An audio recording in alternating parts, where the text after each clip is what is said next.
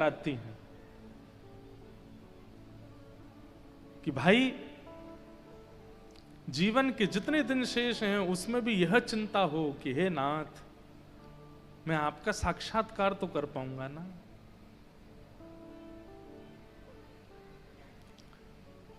श्रीमद् भागवतम शास्त्रम कलौ कीरेण भाषितम। भागवत शास्त्र में यह सामर्थ्य है कि वो व्यक्ति को उसके मूल उद्देश्य से परिचित कराती हैं, व्यक्ति को उसके कल्याण के मार्ग पर लेकर के जाती हैं। यह भागवत से संभव हो सकता है। सौनकादि ऋषियों ने कहा, भागवत जी ने किनका कल्याण किया, कृपा करके जरा हमको बताइए। तब कहा कि भैया एक बार नारद जी महाराज भ्रमण करते हुए बद्रीनाथ गए और श्री बद्रीनाथ धाम में सनत कुमारों ने नारद जी से कहा, हे नारद जी, आप इतने व्याकुल क्यों हो, क्या बात है? तब नारद जी बोले कि मैं पृथ्वी पर गया था, पर पृथ्वी पर सब कुछ देख करके मैं बड़ा व्याकुल हो गया। क्या देखा तुमने? अहम तुम पृथ्वीम यातो ज्ञात्वा सर्वोत्तमामिति पुष्करम च प्रयागम च काशी गोदावरी तथा हरिक्षेत्रम कुरुक्षेत्रम श्रीरंगम सेतुबंधनम एवमादिषु तीर्थेषु ब्रह्माण इतस्ततः। मैं सब जगह गया पर मेरे मन को शांति नहीं मिली। कहां कहां गए? तो यहां पर लिखा है पुष्कर, प्रयाग, काशी, गोदावरी माने द्वारिका, हरिक्षेत्र माने हरिद्वार, कुरुक्षेत्र, श्रीरंगम, सेतुबंधनम मतलब रामेश्वरम, सब जगह गया, लेकिन मेरे मन को कहीं भी शांति नहीं मिली। नारद जी महाराज कह रहे हैं कि जब तीर्थ क्षेत्रों में शांति नहीं मिली तो फिर जो बड़े बड़े शहर हैं वहां की हालत तो आप लोग समझ ही जाओ क्या हो रही होगी। और ये बात आज की नहीं है, हजारों वर्ष पहले नारद जी कह रहे हैं, तो आज तो सोच लीजिए अब क्या ये हो रहा होगा। नारद जी महाराज कहते मैं सब जगह गया, मैंने बिल्कुल विपरीतता का दर्शन किया। लोग दिखाते कुछ हैं और हैं कुछ और। बंधुओं, पहले तो दो ही रूप थे हमारे, दिखाते कुछ और थे, अंदर कुछ और। अब तो तीन रूप हो गए हमारे, वैसे कुछ और हैं, अंदर से कुछ और है, सोशल मीडिया पे कुछ और हैं। तीन रूप हो गए हैं। अभी सोशल मीडिया वाला एक नया रूप और आया हमारा। अब ना तो बाह्य रूप की चिंता रहती है, ना आंतरिक रूप की चिंता रहती है, वहां कैसे दिख रहे हैं उसकी चिंता रहती है। अभी पता नहीं और क्या क्या आने वाला है संसार में, वहां का अलग रूप है। कई बड़े बड़े इन्फ्लुएंसर हैं, अब मिलने आते हैं हमसे, जिनको हम भी पहले कभी देखते थे, अच्छा तब लगता था ओहो ये ऐसे हैं, ये ऐसे। अब वास्तविकता में मिलो तो वो तो सब कोरा नाटक है। पहले एक्टर गिने चुने होते थे, आज पूरा विश्व एक्टर बन गया है, सब नाटकबाज बन गए हैं। सबको नाट्य कला इतनी अच्छी आ गई है कि क्या बताऊं, उसका कोई जोर नहीं है महाराज।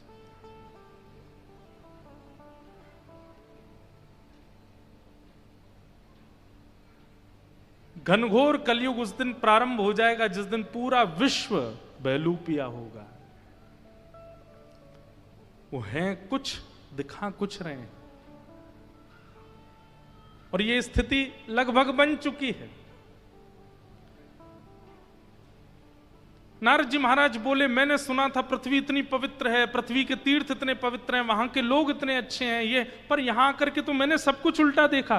क्या देखा? बोले सुमंद मंद मंदा सुमंद मतयो मंद भाग्या युपद्रता पाखंड निरता संतो विरक्ता सपरिग्रह तरुणी प्रभुता गे शालको बुद्धिदायक कन्या विक्रयणो लोभा दंपती नाम च कनकनम आश्रमा यवनैरुद्धा तीर्थानि सरितस्तथा। बहुत कुछ लिखा है। नारद जी महाराज बोले, मैंने ये परिवर्तन देख करके संसार का मैं बहुत विचलित हो गया।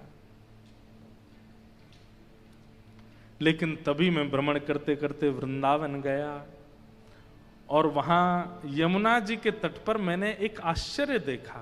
क्या आश्चर्य देखा? वृंदावन में सबको आश्चर्य ही दिखाई देता है। क्या? नारद जी बोले, मैंने देखा कि एक वृद्ध माता बैठी, एक युवती बैठी है, एक युवा कन्या बैठी है और उसकी गोद में 2 वृद्ध लेटे हैं। थोड़ी देर बाद वो रोती हुई माता मुझसे बोली, भो भो साधो क्षणम तिष्ठत मच्चिंताम अपि नाशय। मैंने पूछा, देवी तुम कौन हो और तुम्हारी गोद में ये 2 वृद्ध कौन हैं? तब उसने अपना परिचय दिया कि मैं भक्ति हूं और ये दोनों मेरे पुत्र हैं, ज्ञान और वैराग्य। कलयुग के प्रभाव के कारण ये दोनों वृद्ध हो गए हैं। नारद जी बोले, तुम पर कलयुग का असर नहीं हुआ? बोले, क्योंकि भक्ति कलयुग में फिर भी युवा है, पर ज्ञान और वैराग्य तो कोई पाना ही नहीं चाहता, इसलिए दोनों वृद्ध हो गए हैं।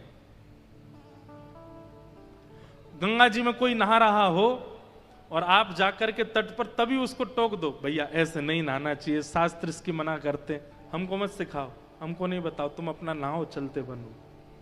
किसी को ज्ञान नहीं चाहिए। आप घर जाते हैं किसी के, वहां पर जाके अगर ठाकुर जी की सेवा में कुछ बता दे, भैया ऐसे ऐसे सेवा करो, हमारे पर दादा के समय से ऐसी चलती आई है, आप हमको मत बताओ। कोई ज्ञान नहीं चाहता। वैराग्य की तो पूछिए ही मत। वैराग्य की तो स्थिति केवल तब आती है जब किसी की मरणासन अवस्था को हम देखते हैं, उसको मरकट वैराग्य कहते हैं।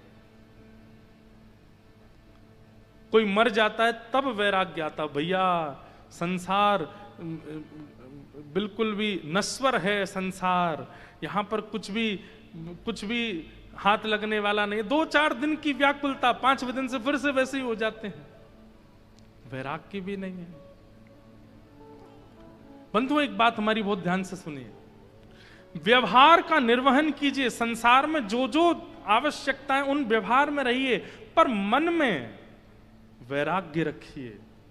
मन में इस बात को जानकारी रखो, भले ही मैं बहुत बड़ा घर बना रहा हूं पर ये मेरे संग रहने वाला नहीं है, भले ही मैं बेटे के लिए कर रहा हूं, ये कर रहा हूं, पर भाई एक दिन सब दूर हो जाने हैं। भले ही मैं इसको अपना मित्र बना रहा हूं, इसको अपना साथी बना रहा हूं, इसको अपना संगी बना रहा हूं, पर ये सब स्वार्थी हैं, ये चित्त में रखना चाहिए। हम तो एक बात अपनी निज बात बतानी नहीं चाहिए, पर सत्य बता रहे हैं। कथा करते करते ऐसा हो गया कि कोई माला भी पहनाता ना, अभी की नहीं कह रहा हूं, कहीं कहीं तो भी उसमें लगता है थोड़ी देर बैठने के बाद पता चलेगा किस स्वार्थ से माला पहनाई थी, चाहता क्या है। तो माला भी ऐसे ही नहीं लाए हैं। और फिर पता महाराज जी एक फोटो, बगल में एक फोटो। आजकल प्रणाम बदल गया, फोटो ही प्रणाम है।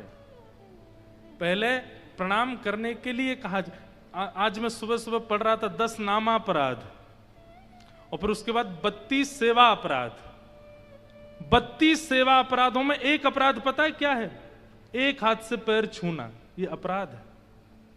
कौन समझाए बच्चों को? कई तो यूं आते हैं, अब उसको उस समय टोक दे तो बुरा लग जाएगा। प्रणाम कैसे होना चाहिए हमें यही नहीं पता है। और बल्कि ऐसा 32 सेवा अपराधों में ऐसा वर्णन है कि एक हाथ से जैसे ही आप प्रणाम करते हो तो कम से कम 10 गंगा स्नानों का पुण्य नष्ट हो जाता है। एक हाथ से प्रणाम करना। अपराधों की तो संख्या ही बहुत है। 10 नामापराध मैं लिख के भी लाया, मैंने कि वैसे कहा है मैंने कथा में 2-4 बार, पर भाव था कि बीच में किसी दिन अवसर मिलेगा तो कहूंगा। ध्यान से सुनिएगा। सबसे पहला, संत उपेक्षा। किसी भी वैष्णव संत की उपेक्षा। जैसे 4 लोग आप बैठे, कथा करके हम चले गए, हमारे जाने के बाद ही बोलने लग गए। ये महाराज जी की बद्रीनाथ में हमने कथा सुनी थी, वहां ज्यादा बढ़िया बोल रहे थे, वहां पे ऐसा कहा था इन्होंने, ऐसा कहा था इन्होंने। पहले छोटे वाले इंद्रेश जी बढ़िया थे, अब बड़े हो गए हैं ये, वो वाले बढ़िया थे। ये उपेक्षा, किसी भी वैष्णव की जब आप उपेक्षा करते हैं, आपका नाम अपराध लग जाता है। उसी समय आपका भजन साधन और भगवत प्रेम कम हो। ये एक प्रकार से इस बात का प्रमाण समझ लीजिए, ये जो सजल नेत्र नहीं होते ना ठाकुर जी के सामने जाके, ये अपराधों की वजह से ही होता है कि आपके चित्त में करुणा ही नहीं आई, भाव ही नहीं आया ठाकुर जी को देख के। तो उनमें सबसे पहला कारण संत उपेक्षा। भाई 4 लोग अगर कर भी रहे हैं ना पंडाल में बैठ के, तो आपका स्वभाव है भैया मत बोलो, कथा सुनो, उनके बारे में नहीं कहो ना, हमको क्या करना है, वो हमको ज्ञान दे रहे हैं, वो हमको कथा सुना रहे हैं, वो हमें भोजन करा रहे हैं, हमें बैठा, ठीक है ना। अब ये सब चर्चाएं मत करो, स्वयं भी नहीं करनी और किसी को भी नहीं करने देना। और नहीं मानते फिर भी लोग तो उठ के चले जाओ, तुम लोग करो, हम तो नहीं बैठेंगे यहाँ पे। सबसे पहला संत वैष्णवों की उपेक्षा करना और सुनना, ये नामापराध है, ये भक्ति का अपराध है। दूसरा, बहुत अच्छी बात, शिव और विष्णु में भेद मानना। दोनों में सदा नापतोल करते रहते हैं कि शिव बड़े हैं कि विष्णु बड़े हैं, कि विष्णु बड़े हैं कि शिव बड़े हैं। कई जगह हमको भी इन बातों में बहुत घेर लिया जाता है।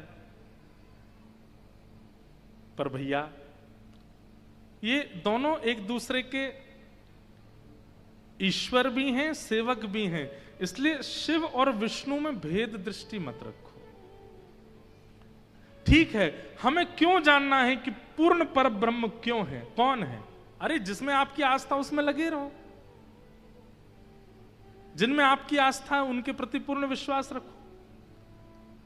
अब आप सोचिए, भगवान श्रीमन नारायण के चरणों से जो जलाशय प्रकट होता है, महादेव उसको सिर पर धारण करते हैं, कैसा प्रेम है। और वही जिनके चरणों से गंगा प्रकट होती है, वो रामेश्वरम में जाके उन्हीं शिव की आराधना करते हैं। ये एक दूसरे के आराधक हैं, ये एक दूसरे के सेवक हैं, ये एक दूसरे के प्रेमी हैं, इसलिए इनमें भेद दृष्टि ना करना, इससे भी अपराध लगता है, भक्ति अपराध, नामापराध। तीसरा अपराध, गुरु दीक्षा लेने के बाद गुरुदेव की अवज्ञा।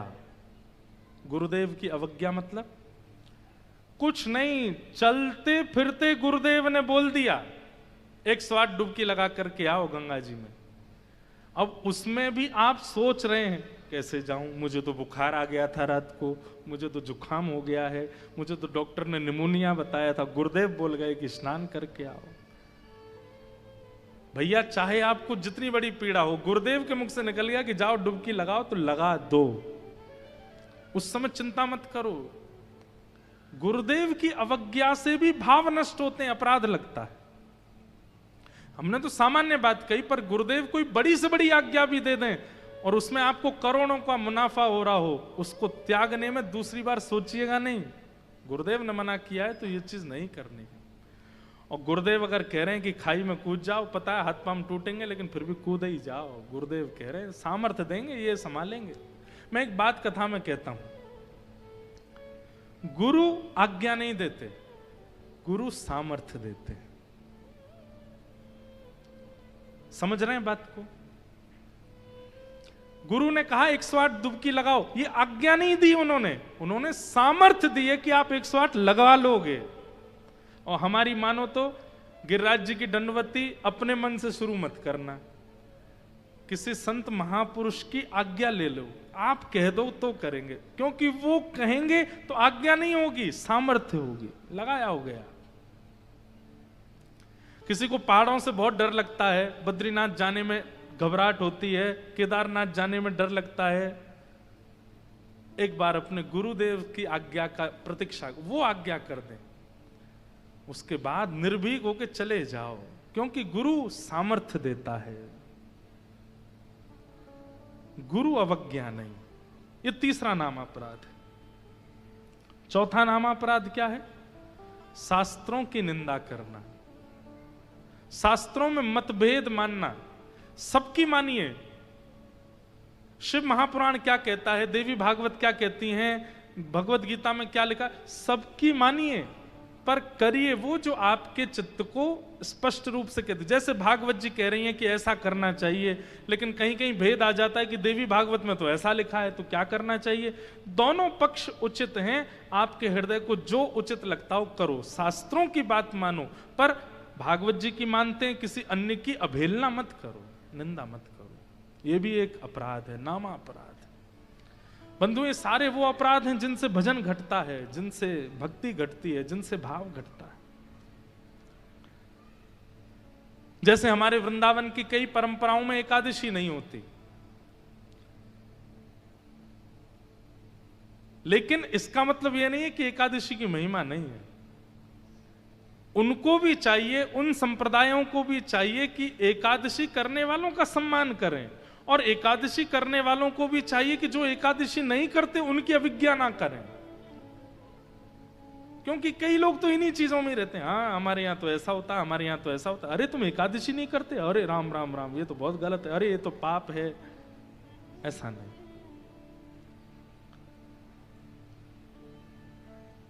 पांचवा नामापराध क्या है? अर्थवाद। अर्थवाद का मतलब क्या होता है?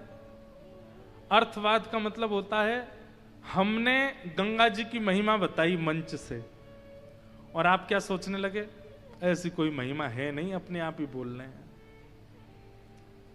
हमने माता पिता गुरु की महिमा बताई, और आप क्या कहने लगे, ये तो बस ऐसे ही बढ़ा चढ़ा के हमारे यहाँ भारत में नियम है, बोलना है भाई गुरु ऐसे हैं, माता पिता ऐसे हैं।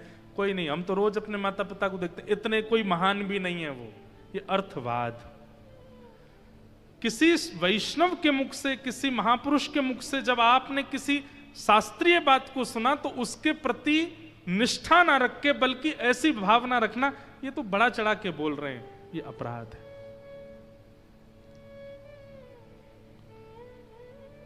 छठवा, नाम के बल पर पाप करना। वाह, ये तो सबसे बड़ी बात है। रोज जपते हैं राधा राधा राधा राधा राधा राधा राधा राधा राधा राधा, रोज जपते हैं, और जब कोई पाप करने की स्थिति आई ना, कल 2 माला एक्स्ट्रा कर लेंगे, इसको कर लेते हैं, क्या है। गंगा जी बगल में ही तो बह रही हैं हमारे। अभी हमसे गलती हो गई, हमसे अपराध हो गया, कोई बात नहीं, गंगा जी में नहा लेंगे, ठीक हो गया ना। अरे भाई, नाम और तीर्थ और दैव वस्तुओं का उपयोग आप इस भाव से करते हो कि कोई बात नहीं, अपराध बन गया तो कल 2 माला ज्यादा कर लेंगे, 3 माला ज्यादा कर लेंगे। नहीं,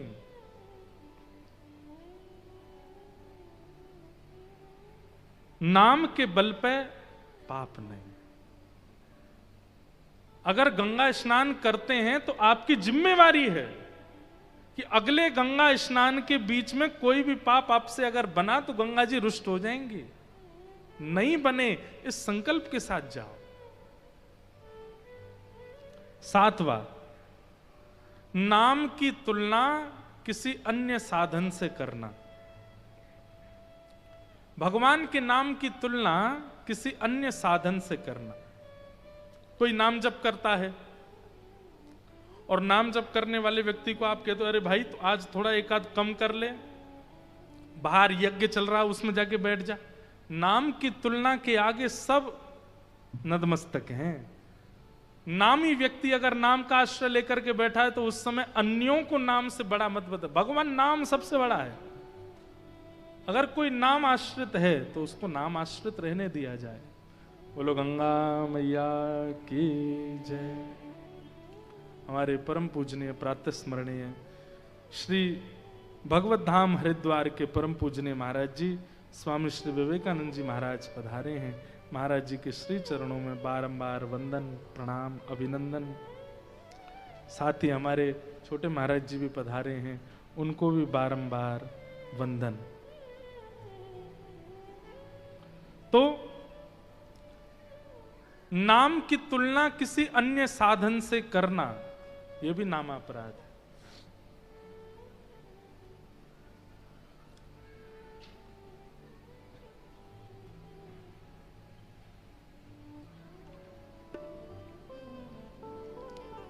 श्रीमन्नारायण नारायण नारायण श्रीमन्नारायण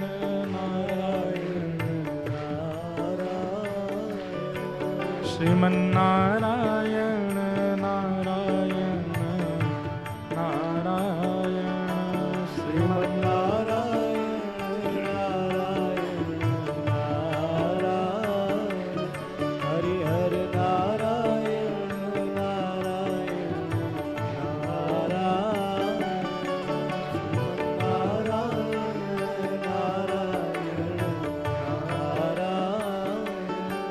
श्रीमन्नारायण नारायण नारायण श्रीमन्नारायण